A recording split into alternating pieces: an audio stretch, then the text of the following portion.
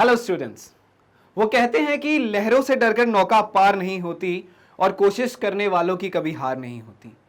हमने इस चैप्टर को कई बार पढ़ा, बार बार पढ़ा, नहीं समझ में आया।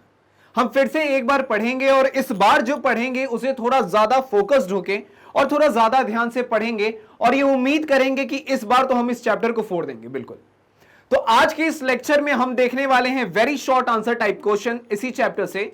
तो मैं शुभम श्रीवास्तव स्वागत करता हूं आप सभी का मैग्नेट ब्रेन्स के इस प्लेटफॉर्म पर, जहां मिलता है आपको बिल्कुल ही फ्री एंड क्वालिटी एजुकेशन। बात करें हम किंडरगार्टन की या फिर हो क्लास 12, सारे क्लासेस के वीडियो लेक्चर्स आपको दिए जाते हैं बिल्कुल ही फ्री ऑफ कॉस्ट और वो भी पूरे क्वालिटी कंटेंट के साथ। क्लास 12 बायोलॉजी एनसीईआरटी एग्जाम्पलर की जो सीरीज चल रही है हमारी, इसमें आज हम आ पहुंचे हैं chapter number 2 sexual reproduction in flowering plant के very short answer type questions में। तो very short answer type questions ऐसे क्वेश्चंस होंगे जिनके लेवल काफी आसान होते हैं। आसान कहने का मतलब है कि जो भी क्वेश्चन हमसे पूछा जाएगा वो बहुत ही लिमिटेड होगा, इसमें बहुत ज्यादा एक्सप्लेनेशन की जरूरत नहीं है। आंसर जो हम देंगे वो काफी ज्यादा शॉर्ट एंड स्वीट होगा। तो एक एक करके देखते हैं कि भाई हमसे इस वाले सीरीज में, मतलब इस वाले पार्ट में जो वेरी शॉर्ट का है, इसमें कौन कौन से बेहतरीन सवाल हमसे पूछे गए हैं। तो एक एक करके नजर डालते हैं। सबसे पहला सवाल हमारे सामने आ चुका है। पहला सवाल हमारे सामने आ चुका है और वो पहला सवाल हमसे ये कह रहा है कि नेम द कंपोनेंट सेल्स। सवाल है हमारा कि name the component cell of the egg apparatus. Egg apparatus से in an embryo sac. Okay, तो ये दो तीन वर्ड्स हैं, जैसे कि एक हो गया एग एपैरेटस और दूसरा है एम्ब्रियो सैक। तो ये देख करके दिमाग हमारा बिल्कुल क्लियर है कि यहां पर जो बात की जा रही है वो फीमेल रिप्रोडक्टिव ऑर्गन की बात की जा रही है। यहां पर मेल का कोई लेना देना नहीं है, ये चीज क्लियर है। यहां पे क्वेश्चन ने ये चीज क्लियर कर दिया। अब सवाल ये है कि क्या मतलब क्या कहना चाह रहे हैं क्वेश्चन। तो क्वेश्चन कहता है कि name the component cell of egg apparatus in embryo sac. अगर हम एक एम्ब्रियो सैक बनाते हैं तो इसमें कह रहा है कि एग एपैरेटस में जो जो सेल्स होते हैं उनका नाम देना है। तो हम जानते हैं कि यहां पर होता है कुछ इस तरीके से, फिर यहां पर बना होता है एक एग,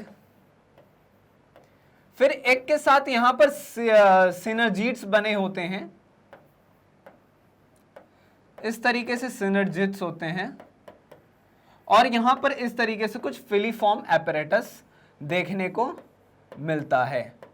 तो फिलीफॉर्म एपैरेटस यहां पर देखने को मिलते हैं। तो वही हो जाएगा कि सिनर्जिड्स एक नंबर, दूसरा एग सेल और तीसरा फिलीफॉर्म एपैरेटस जो है are the component cell of egg apparatus in embryo, in an embryo. तो कहने का मतलब ये है कि ये वो तीन होंगे जो कि किसी भी एम्ब्रियो सैक के एग एपैरेटस में के कंपोनेंट्स होते हैं। तो कहने का मतलब है कि सिनर्जिड, एग सेल्स और फिलीफॉर्म एपैरेटस, ये तीन जो हैं ये हो जाएंगे component cell of the egg apparatus in an embryo sac. तो समझ में आई चीजें। तो इसको आप नोट कर सकते हैं, इसका आप स्क्रीनशॉट निकाल सकते हैं। फिर हम चलेंगे अपने नेक्स्ट क्वेश्चन, क्वेश्चन नंबर 2 की तरफ, कि वहां हमसे क्या पूछा गया है। तो बढ़ते हैं अपने दूसरे सवाल की तरफ कि वहां हमसे क्या पूछा जा रहा है। तो क्वेश्चन नंबर 2, क्वेश्चन नंबर 2 कहता है कि name the part of gynoecium. Again यहां पर है गाइनेशियम। अगर एंड्रेशियम होता तो हम कहते हैं कि मेल की बात की जा रही है, लेकिन यहां पे फिर से आ चुका है गाइनेशियम। तो अगेन हमें समझना है इसके आने से कि बात जो है वो फीमेल पार्ट की जा रही है। क्वेश्चन हमें क्लियर करते चलना है एक एक वर्ड को। फिर कहता है कि that determines the compatible nature of pollen grain. Okay, तो हमारे पास है गाइनेशियम। हमने एक टॉपिक पढ़ा था, याद करो, जिसका नाम था, हमने इसे देखा है अपने माइंड मैप में। अगर आपने माइंड मैप अभी तक नहीं देखा है तो आपका फर्ज बनता है कि आप पहले जाइए और इस चैप्टर के माइंड मैप को देखिए, माइंड मैप के बाद एमसीक्यूज को देखिए और फिर आइए आप इस वेरी शॉर्ट टाइप क्वेश्चंस पे। तो इससे क्या होगा कि आपका जो सीढ़ी है ना, सीढ़ी पे अगर हम सीढ़ी पे चढ़ते हैं तो हम आसानी से अपने छत तक पहुंच सकते हैं। अगर लांघेंगे तो बहुत सारी चीजें हमारी छूट जाती हैं। तो कहने का मतलब है कि जब हम माइंड मैप डिस्कस कर रहे थे उस दौरान हमने देखा था एक टॉपिक जिसमें हमने कहा था pollen pistil interaction. Pollen pistil interaction एक ऐसा टॉपिक था जिसमें कि हमने देखा था कि जब पॉलन ग्रेन आता है और इस ये गाइनेशियम के इस पार्ट पे लटकता है, ये स्ट्रक्चर था कुछ इस तरीके से।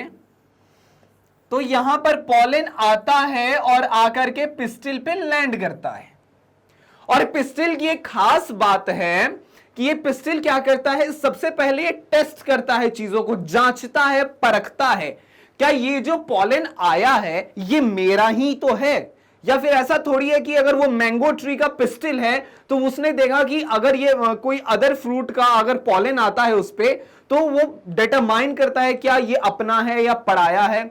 अगर ये मैंगो का पिस्टिल कंफर्म हो जाता है कि हाँ ये मैंगो का ही पॉलन है तो ये अलाउ करता है इसको, फिर पॉलन को इधर रास्ता देता है।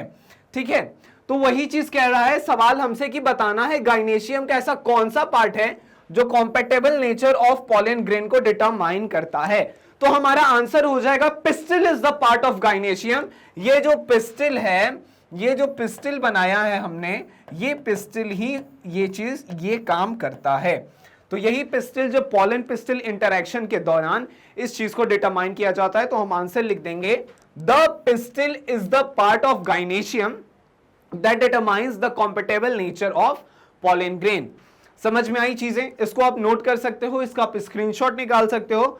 फिर हम चलेंगे अपने नेक्स्ट क्वेश्चन की तरफ। क्वेश्चन नंबर 3 में हमसे क्या पूछा गया है, तो अब देखते हैं कि हमसे हमारे तीसरे क्वेश्चन में हमसे क्या पूछा गया है, जो क्वेश्चन नंबर 3 है हमारा। तो फॉर दैट हम इसको इरेज करेंगे एंड आ गए हम अपने क्वेश्चन नंबर 3 के तरफ। तो तीसरा सवाल हमसे बोल रहा है कि name the common function that cotyledons and nucellus perform. तो कहने का मतलब है ये कॉटिलेडन एंड न्यूसेलस कुछ ऐसे फंक्शंस भी हैं जो दोनों के दोनों परफॉर्म करते हैं, और हमें यही बताना है कि वो कौन से कॉमन फंक्शन हैं जो ये कॉटिलेडन्स और न्यूसेलस दोनों परफॉर्म कर रहे हैं। तो इसका आंसर हो जाएगा पहला तो है कि storage of reserve food material. ये दोनों के दोनों जो हैं ये फूड मटेरियल को रिजर्व करते हैं, उसका स्टोरेज कर रहे होते हैं। तो ये क्या दोनों में ये चीज देखने को मिलता है, इसलिए हमने ये पॉइंट मेंशन कर दिया कि storage of reserve food material ये दोनों में देखने को मिलता है, दोनों का फंक्शन है, cotyledon as well as nucellus का। और सेकेंड पॉइंट यहां पर कह रहा है कि सेकेंड पॉइंट इज नरिशमेंट, ये नरिशमेंट देगा। तो कौन किसको नरिशमेंट देगा, या क्या दोनों एक ही चीज को नरिशमेंट देंगे, तो ऐसा नहीं है। Cotyledons nourishes embryo and nucellus nourishes embryo sac. तो समझ में आई चीजें, दोनों का काम है कि दोनों रिजर्व फूड मटेरियल का स्टोरेज करेंगे, और दूसरा उसका काम यह है कि ये दोनों के दोनों नरिशमेंट करेंगे। ये अलग बात है कि कॉटिलेडन्स जो है वो एम्ब्रियो को नरिश करता है एंड न्यूसेलस जो है वो एम्ब्रियो सैक को नरिशमेंट प्रोवाइड करवा रहा होता है। समझ में आई चीजें। तो ये थी very short answer, very short है तो हम बहुत ही आसानी से बहुत छोटे छोटे आंसर्स लिख के अपने इस चीज को कंप्लीट करेंगे। तो इसको आप नोट करेंगे, या हो सके तो आप इसका स्क्रीनशॉट निकालेंगे। हम फिर चलते हैं अपने क्वेश्चन नंबर 4 की तरफ। लेकिन अगेन स्क्रीनशॉट निकालने से बेहतर है कि हम अपने पेन पेपर का यूज करें। पेन पेपर का यूज करने से होता है जितना ज्यादा हम लिखते हैं चीजें हमें उतनी ज्यादा याद रहती हैं, तो हमें लिखना चाहिए। आ चुके हैं हम अपने क्वेश्चन नंबर 4 की तरफ, कि चौथा सवाल बहुत ही बेसिक सा लग रहा है। सवाल यह है कि कंप्लीट द फॉलोइंग फ्लोचार्ट। एक फ्लोचार्ट बनाया हुआ है और हम फ्लोचार्ट में माहिर होने भी चाहिए। क्यों? क्योंकि हम जितने भी माइंड मैप्स पढ़ रहे हैं, हर एक चैप्टर का माइंड मैप जो है उसमें मैं आप लोगों को फ्लोचार्ट के थ्रू ही कॉन्सेप्ट समझा रहा हूं। तो इसलिए उम्मीद की जा रही है आपसे कि आप भी एक फ्लो चार्ट जो होता है किसी भी चैप्टर का, उसको आप अपने लैंग्वेज में बना सकते हैं, अपने तरीके से बना सकते हैं, फ्लो चार्ट को समझ सकते हैं। तो एक क्वेश्चन जो यहां पर पूछ लिया गया है, एक फ्लो चार्ट दे रखा है और ये जो फिल इन द ब्लैंक्स इसको भरना है कि इसमें क्या होगा। तो सबसे पहले कह रहा है कि पॉलन मदर सेल है। ओके, पॉलन मदर सेल है, आंसर को नहीं देखना है, पहले हमें देखना है पॉलन मदर सेल है। पॉलन मदर सेल कहने का मतलब है कि यहां से पॉलन टेट्राड निकलेगा, पॉलन टेट्राड निकला और फाइनली इस पॉलन टेट्राड से पॉलन ग्रेन निकल गए।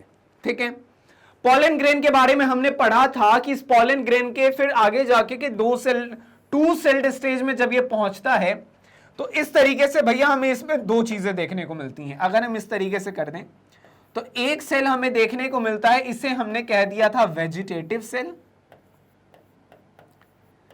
और एक और था हमारे पास जिसका नाम हमने दे दिया था जेनरेटिव सेल। ठीक है, एक और था जिसका नाम हमने दे दिया था जेनरेटिव सेल। आगे जाके ये जनरेटिव सेल फिर हमें ऐसा भी कुछ देखने को मिलता है, ऐसा हमें देखने को मिलता है कि ये वाला जो स्ट्रक्चर था इस तरीके से वो क्या होता है, फिर वो इस तरीके से यहां और इस तरीके से फिर 2 मेल गैमेट्स में बदल जाता है, ये बात की बात है। तो फिलहाल यहां पे हमें देखने को मिला था कि एक अगर वेजिटेटिव सेल होता है तो दूसरा यहां पर क्या हो जाता है, यहां पर हो जाता है जनरेटिव सेल। तो इसका आंसर हो जाएगा जनरेटिव सेल। क्लियर है चीजें? बहुत ही आसान, बहुत ही बेसिक। आप इसको नोट करेंगे, स्क्रीनशॉट निकाल सकते हैं। फिर हम चलेंगे अपने क्वेश्चन नंबर 5 की तरफ कि वहां हमसे क्या पूछा गया है।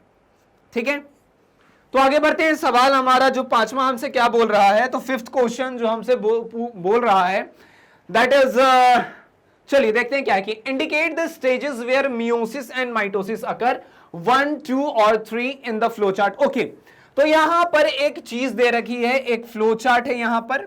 इस फ्लो चार्ट में हमें बताया गया है, इस फ्लो चार्ट में हमें बताया गया है कि मेगास्पोर मदर सेल है। ठीक है, मेगास्पोर मदर सेल में होता है सेल डिवीजन। अब कौन सा सेल डिवीजन है ये हमें बताना है कि ये रिडक्शनल डिवीजन है या इक्वेशनल डिवीजन है, मियोसिस है या माइटोसिस है। तो कोई सा भी सेल डिवीजन होता है और उस सेल डिवीजन से क्या बनता है, तो उस सेल डिवीजन से बन रहा होता है मेगास्पोर्स। और इस फिर मेगास्पोर में जब होता है सेल डिवीजन तो बनता है यहां पर एम्ब्रियो सैक एंड फाइनली बन के निकलता है हमारा एग।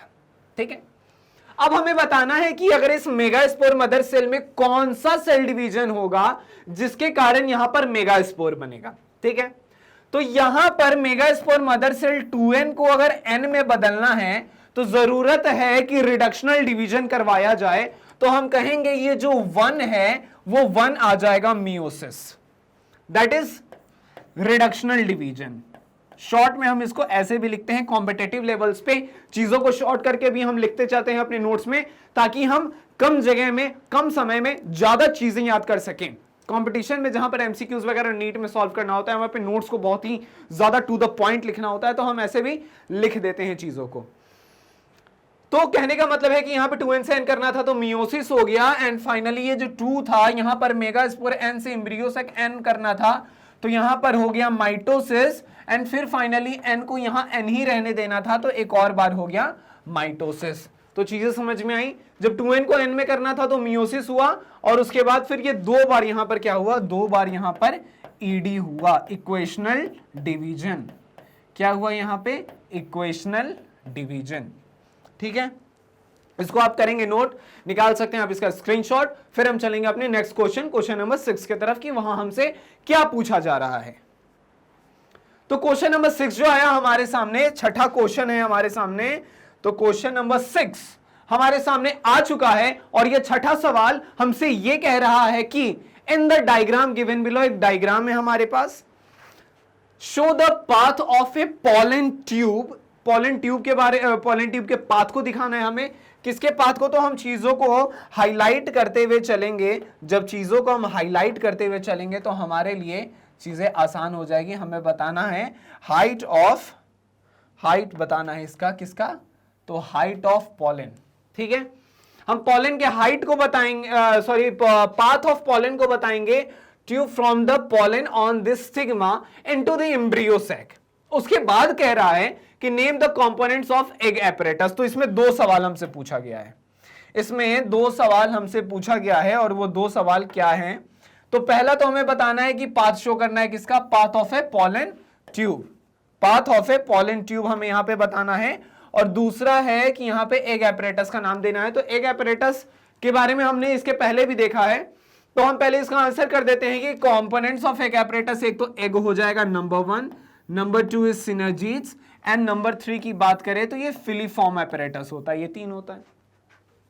ठीक है, 3 होता है। उसके बाद कह रहा है पाथ के बारे में बताना है, तो हम यहां से देखेंगे, इस डायग्राम में देखेंगे कि ये पॉलन आकर के लैंड करता है इस वाले पार्ट पे, फिर ये पिस्टिल इसको क्या करता है? पहचानता है क्या ये वही पॉलन है जिसकी हमें जरूरत है, क्या ये वो अपना बंदा है या फिर कोई दूसरा है। अगर बॉर्डर पे किसी 2 देश का अगर बॉर्डर है तो उस पार से इस पार किसी को आना है तो एट बॉर्डर ये चीजें चेक की जाती है, पासपोर्ट्स वगैरह, वीजा वगैरह चेक किया जाता है, उसकी आइडेंटिटी चेक की जाती है, फिर उसको एंट्री मिलती है। सेम यहां पर वो चेकिंग लगाई हुई है इसने, स्टिग्मा ने, और स्टिग्मा चेक करता है क्या ये वही पॉलन है जिसको आने की अनुमति है, जो आएगा तो कुछ काम किया जा सकता है। तो इसने चेक किया, चेक करने के बाद पता चला कि इस रास्ते एक बनता है हमारा पॉलन ट्यूब। ये स्टाइल हमें देखने को मिल रहा है, ये वाला पोर्शन, इस वाले पोर्शन में हमें देखने को मिल रहा है ये पतला सा पाइप जिसका नाम है पोलन ट्यूब। ये पोलन ट्यूब क्या करता है कि इसी के थ्रू आना है मेल गैमेट्स को, मेल गैमेट्स को, गैमेट्स बोला मैंने, गैमेट नहीं बोला, दो मेल गैमेट आएंगे क्योंकि एक आकर के सिंगैमी करने वाला है और दूसरा आकर के वो फिर ट्रिपल फ्यूजन में पार्टिसिपेट करने वाला है। तो इस तरीके से पॉलन ग्रेन का रास्ता बना और फिर ये इस रास्ते माइक्रोपाइलर एंड जो था इस रास्ते ये अंदर की तरफ घुस गया। तो ये होता है पाथ किसी भी किसका, तो path of pollen tube from pollen on the stigma into embryo sac. समझ में आई चीजें, इसको आप क्या करेंगे, नोट करेंगे, स्क्रीनशॉट निकालेंगे। फिर हम चलते हैं अपने नेक्स्ट क्वेश्चन, क्वेश्चन नंबर 7 की तरफ।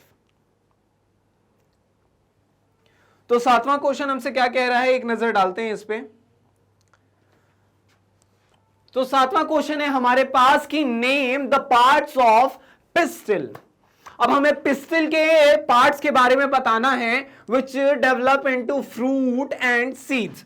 तो हमें बताना है, ओके बहुत आसान, हमें बताना है कि फ्रूट किससे निकल करके आता है और सीड किससे निकल करके आता है। तो हमने अपने लेक्चर्स में कई बार देखा है कि ओवरी जो है वो फ्रूट में बदलता है एंड ओव्यूल जो है वो सीड में।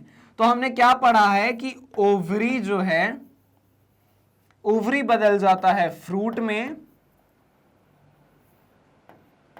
और फिर ये जो ओव्यूल है ये बदल जाता है सीड में। तो यही बेसिक सा चीज है, यही हमारा आंसर होगा। तो इसको हम नोट करेंगे, इसका स्क्रीनशॉट निकालेंगे, फिर हम चलेंगे अपने नेक्स्ट क्वेश्चन, क्वेश्चन नंबर 8 की तरफ कि वहां हमसे क्या पूछा जा रहा है। बहुत ही आसान है, इसको तो हमने कई बार देख लिया, पहले चैप्टर में भी देखा था, फिर अपने दूसरे चैप्टर में भी हम इस चीज को देख रहे हैं। तो ये चीज हम कभी भूलेंगे नहीं कि फ्रूट जो है वो ओवरी से डेवलप करके आ रहा है एंड सीड जो है ओव्यूल से डेवलप करके आ रहा है। और ये इस तरीके का जो ओवरी से डेवलप करके आ रहा है फ्रूट, ये इसको हम ट्रू फ्रूट का नाम देते हैं। और तुम्हारे लिए एक होमवर्क है कि तुम कमेंट सेक्शन में बताओगे कि अगर ये ओवरी से डेवलप होकर जो फ्रूट आ रहा है अगर ये ट्रू फ्रूट है तो फिर फॉल्स फ्रूट क्या है, फॉल्स फ्रूट कहां से डेवलप होता है, उस चीज के बारे में आप मुझे कमेंट करके उसका आंसर आप मुझे बताएंगे अभी के अभी।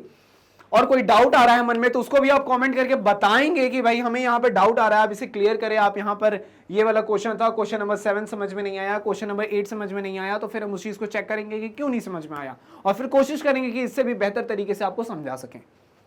अब हम चले आते हैं अपने नेक्स्ट क्वेश्चन, क्वेश्चन नंबर 8 की तरफ। तो क्वेश्चन नंबर 8 हमसे कहता है कि इन केस, क्वेश्चन नंबर अभी हमने 7 किया था, क्वेश्चन नंबर 8 पे हम आ गए हैं। कहता है हमसे कि in case of poly embryony. अब सवाल है कि पॉली एम्ब्रियोनी के बारे में हमने कभी सुना है क्या? तो पॉली एम्ब्रियोनी के बारे में हमने सुना है कि एक ऐसा केस था जिसमें एक से ज्यादा एम्ब्रियो देखने को मिलता है। Okay done. If an embryo develops from the synergid. अब क्या है कि सिनर्जीट से क्या हो रहा है कि एम्ब्रियो का डेवलपमेंट हो रहा है। And another from the nucellus, और दूसरा जो है वो न्यूसेलस से बन रहा है, which is haploid and which is diploid. अब बताना है कि पॉली एम्ब्रियोनी का एक केस है जिसमें कि एक एम्ब्रियो जो है वो सिनर्जीट से निकल करके आ रहा है और दूसरा जो है वो न्यूसेलस से निकल करके आ रहा है। तो हमें बताना है कि इन दोनों में से कौन सा वो सेल है जो हैप्लॉयड होगा और कौन सा जो है वो डिप्लॉयड होगा। तो चूंकि सिनर्जीट जो होता है हम जान रहे हैं कि इसकी प्लॉयडी लेवल n होती है, तो एम्ब्रियो जो सिनर्जीट से निकल करके आएगा वो हैप्लॉयड होगा और जो एम्ब्रियो जो हो न्यूसेलस से निकल करके आएगा वो डिप्लॉयड हो जाएगा। बहुत ही आसान, बहुत ही बेसिक, इसको भी हम करेंगे नोट है ना। फिर हम चलेंगे अपने नेक्स्ट क्वेश्चन, क्वेश्चन नंबर 9 की तरफ कि वहां हमसे क्या पूछा जा रहा है। तो चले आते हैं अपने 9th नंबर क्वेश्चन पे कि 9th नंबर क्वेश्चन हमसे क्या डिमांड रख रहा है। तो क्वेश्चन नंबर 9 कहता है कि कैन एन अनफर्टिलाइज्ड, ओके कुछ प्रॉपर्टीज लिखी उसको मार्क करते जाते हैं। अनफर्टिलाइज्ड है apomictic embryo sac give rise to a diploid embryo. Okay, कह रहा है कि एक अनफर्टिलाइज्ड एपोमेटिक एम्ब्रियो सैक है, क्या वो एक डिप्लॉयड एम्ब्रियो को राइज करेगा, डिप्लॉयड एम्ब्रियो देगा?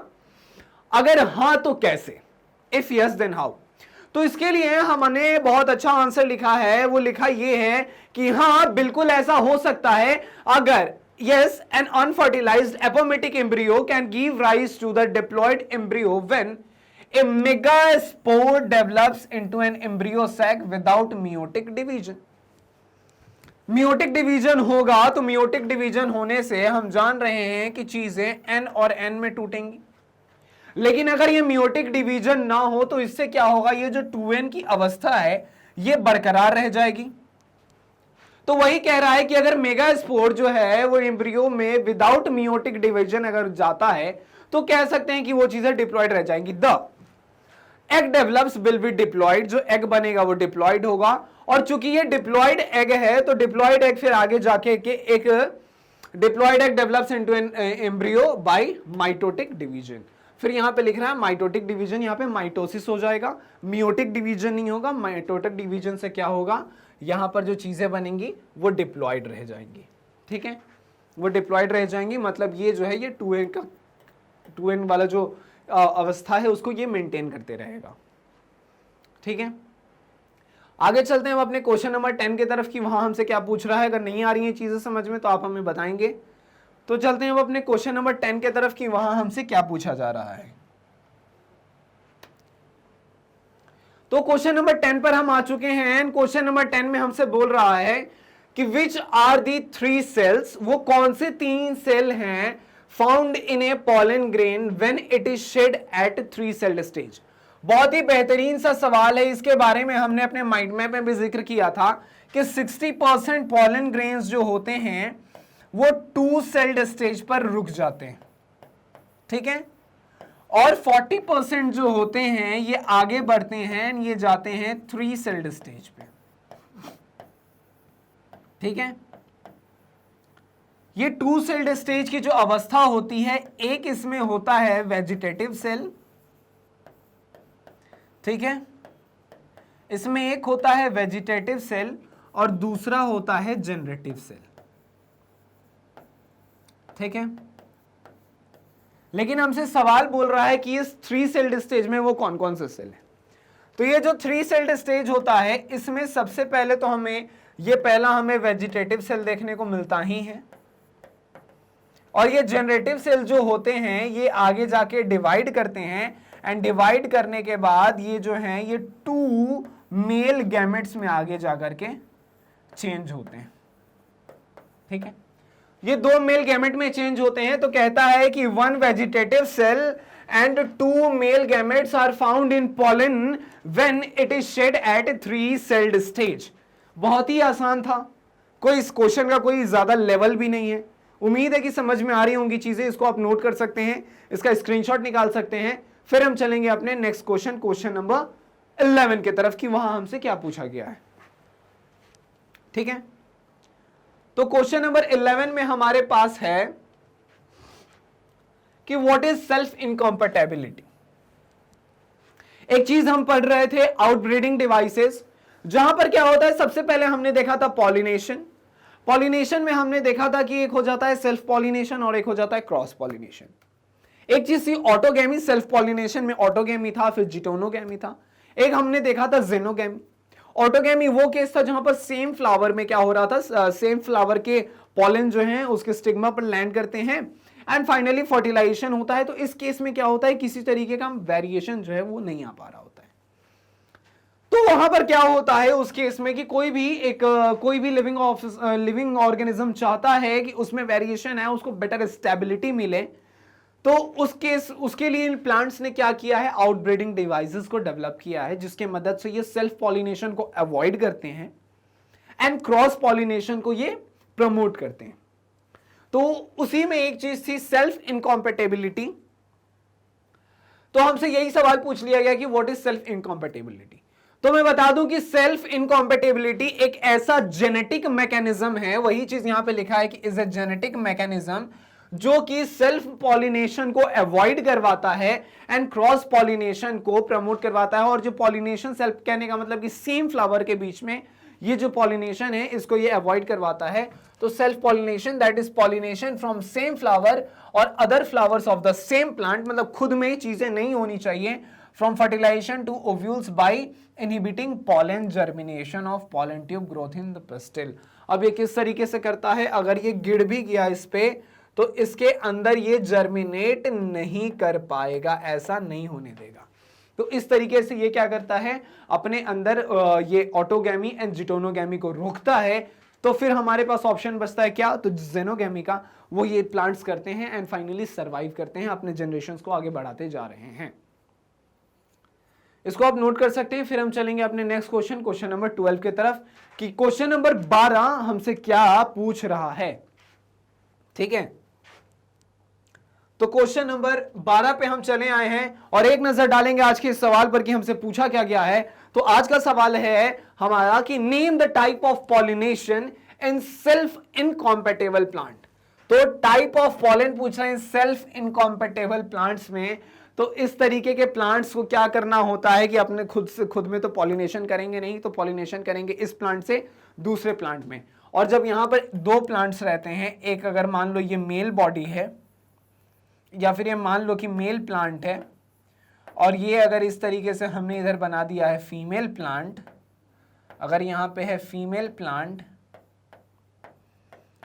तो यहां पर हमें देखने को मिला इस तरीके से मेल वाला पार्ट, एंड इस वाले फ्लावर में हमें देखने को मिला क्या, तो फीमेल वाला पार्ट। तो यहां से निकलेगा और ये, और इस तरीके के पॉलिनेशन को हम लोग कहते हैं जेनोगैमी। तो हमारा आंसर हो जाएगा xenogamy is the type of pollination in self incompatible plants. समझ में आ रही हैं चीजें? इसको हम नोट करेंगे, इसका स्क्रीनशॉट निकालेंगे, फिर हम चलेंगे अपने नेक्स्ट क्वेश्चन, क्वेश्चन नंबर 13 के तरफ, कि वहां हमसे क्या पूछा जा रहा है। तो क्वेश्चन नंबर 13 हमसे क्या पूछ रहा है। तो क्वेश्चन नंबर जो 13 है वो बहुत ही देखने में आसान लग रहा है, क्योंकि एक डायग्राम बेस्ड क्वेश्चन है और कह रहा है कि draw the diagram of a mature embryo sac. Mature embryo sac का बात कर रहा है। एग्जाम में हमसे पूछ सकता है कि डेवलपिंग एम्ब्रियो सैक का भी बनाने को डायग्राम बनाने का पूछ सकता है, लेकिन यहां पे हमसे पूछा है जो ऑलरेडी मैच्योर एम्ब्रियो सैक है उसका डायग्राम बनाने।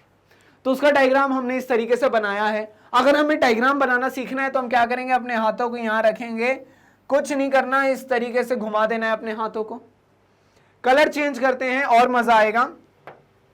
फिर यहां पे ऊपर आ जाएंगे, हमारे पास 3 सेल्स, इस तरीके से हम यहां बना लेंगे 3 सेल्स। ठीक है, एक और कलर चेंज करते हैं। इसके बाद हम बना लेते हैं बीच में एक सेंट्रल सेल का न्यूक्लियाई, पोलर न्यूक्लियाई। इसके बाद हम यहां पर बना लेते हैं एक और कलर चेंज करके कुछ और ले लेते हैं, लाइक फॉर एग्जांपल अब हम ये ले लेते हैं और यहां पर नीचे बना देते हैं इस तरीके से 2 सिनर्जीज और उसके ऊपर बना देते हैं एक एग। ठीक है, और न्यूक्लियस बनाने के लिए हम ब्लैक यूज कर लेते हैं, 1 2 3 इस तरीके से। तो ये हो गया हमारा, और एक यहां पे इस तरीके से फिलीफॉर्म एपरेटस हम बना दिए। और हमसे कह रहा है कि show it's 8 nucleate and 7 sailed nature. तो अब हम काउंट करना शुरू करेंगे। तो काउंट करते हैं, जैसे ही हमें पता चलता है कि 1 2 3, तो यहां पर 3 सेल तो हमें यहां देखने को मिल रहा है। एक हो गया एग, तो एक एग हमें देखने को मिला, और 2 यहां पर है सिनर्जीट, तो हमें 2 सेल यहां देखने को मिला, और एक बीच में था सेंट्रल सेल, तो यहां देखने को मिला। तो 3 1 4 1 5 और 1 6 7। तो ये बता रहा है कि ये 7 सेल्ड नेचर का है। और ये 8 न्यूक्लियस कैसे हुआ, तो वो भी काउंट करेंगे, 1 2 3 4 5 6, और ये पोलर न्यूक्लियाई 7 8। तो ये बता रहा है कि ये 8 न्यूक्लिएट स्ट्रक्चर भी है। उसके बाद कह रहा है कि शो द फॉलोइंग पार्ट्स, कुछ पार्ट्स बताने हैं, तो एंटीपोडल्स बताना है। तो ये सबसे ऊपर ये 3 सेल्स जो हैं ये कहलाते हैं इसके एंटीपोडल्स। ठीक है, उसके बाद ये सिनर्जीट्स, तो ये 2 नीचे जो थे ये कहला जाते हैं सिनर्जीट। इसके बाद है हमारे पास एग, तो ये वाला जो था ये कहला जाएगा एग। इसके बाद है हमारे पास ये सेंट्रल सेल, तो ये वाला जो पार्ट था ये कहला जाएगा हमारा सेंट्रल सेल।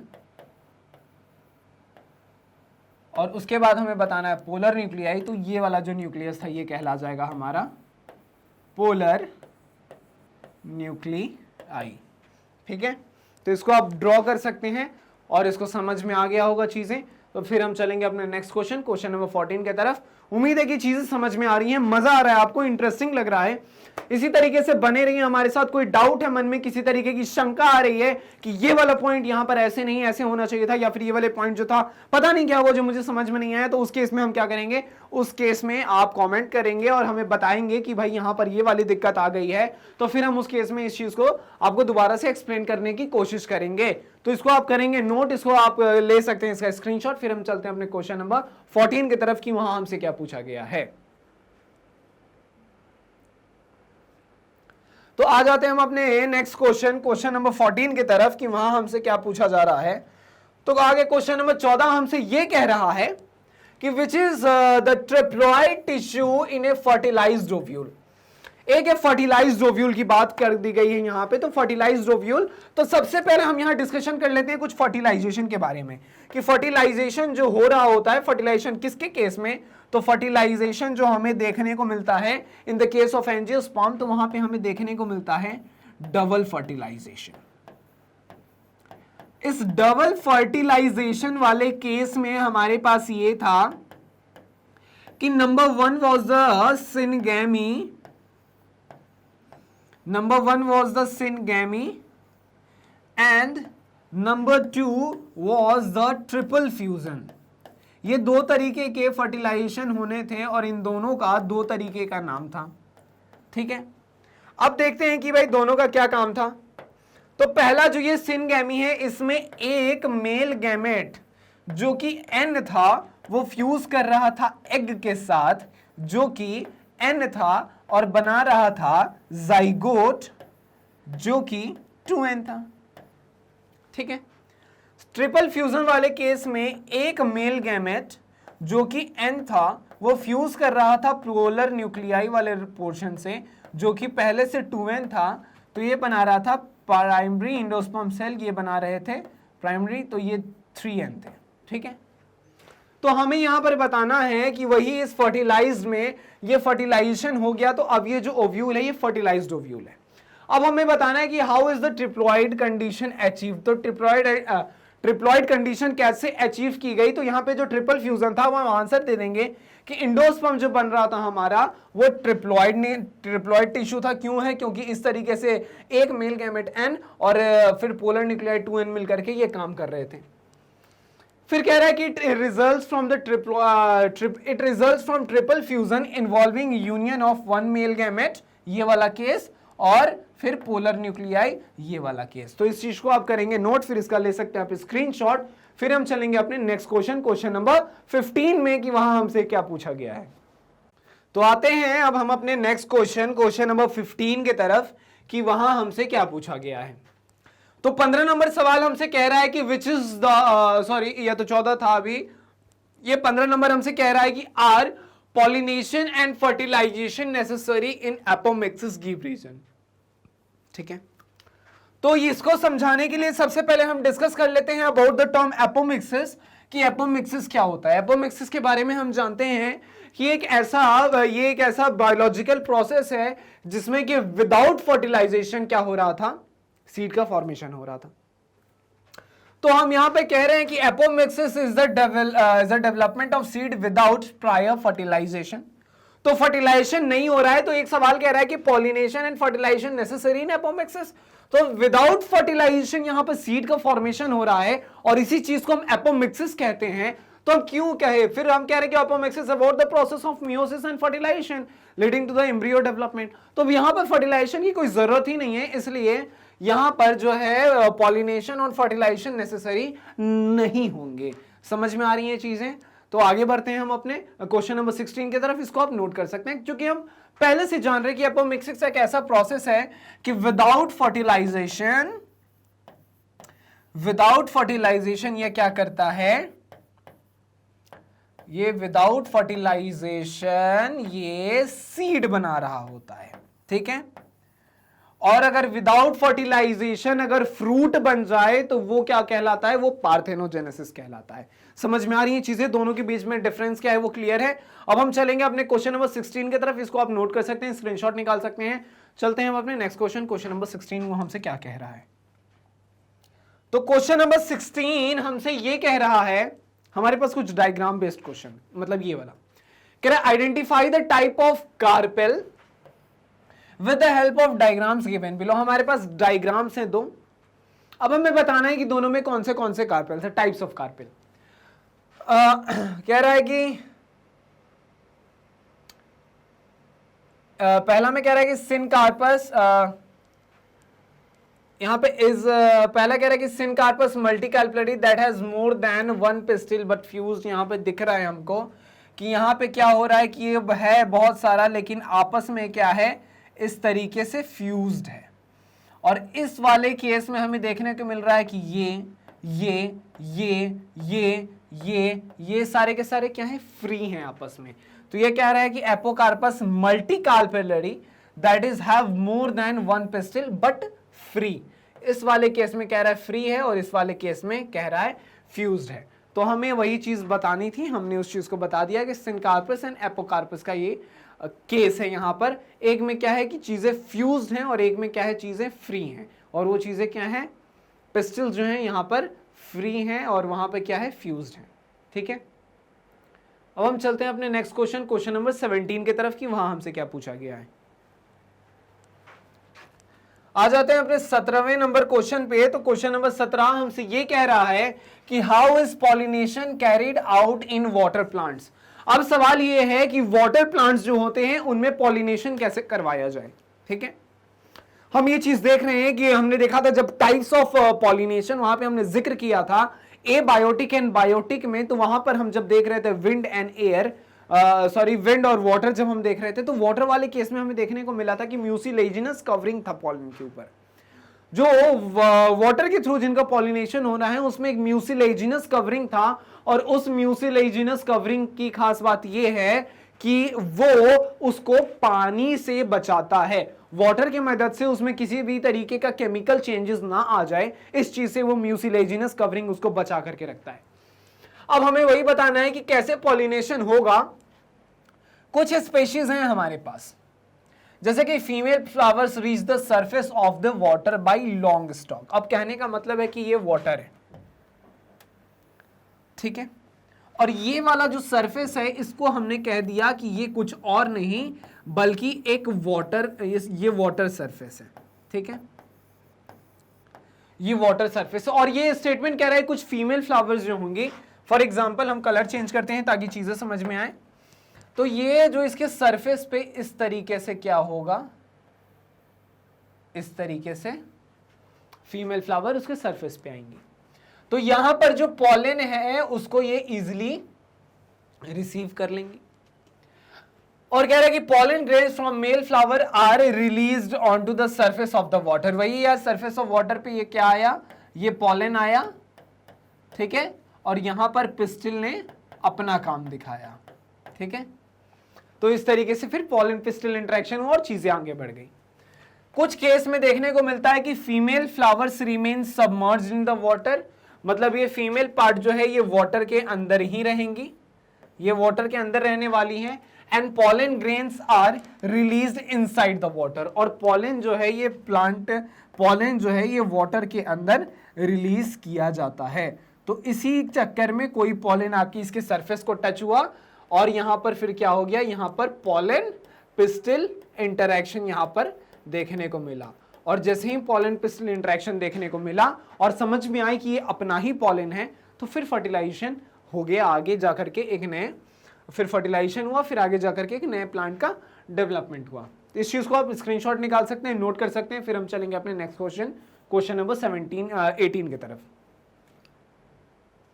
तो क्वेश्चन नंबर 18 हमसे क्या पूछ रहा है, क्वेश्चन नंबर 18 में हमसे बोला जा रहा है कि what is the function of two male gametes produced by each pollen grain in an angiosperm. बहुत ही आसान से सवाल है, हमसे पूछ रहा है फंक्शन, तो उन दो मेल गैमेट्स का produced by each pollen grain in an angiosperm. तो दो मेल गैमेट्स जो रिलीज होते हैं, पहला जो है वो जाता है सिनगैमी में जा रहा होता है, और दूसरा जो है वो जा रहा होता है किसमें, तो वो जा रहा होता है ट्रिपल फ्यूजन में।